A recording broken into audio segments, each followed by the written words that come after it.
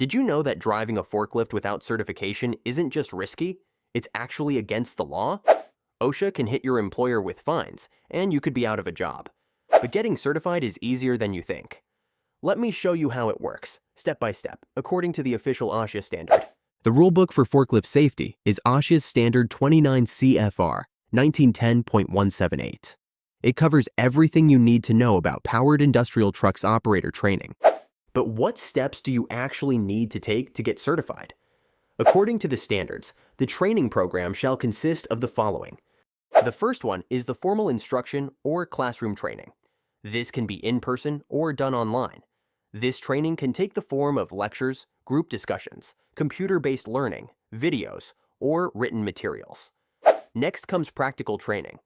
Demonstrations are conducted by the trainer, and the trainee performs hands-on exercises. Finally, you'll be evaluated on your performance operating the forklift in the workplace. If you perform well, you'll receive certification. If you want to speed things up, you can take the online training course. Tap the link in bio or description to get started.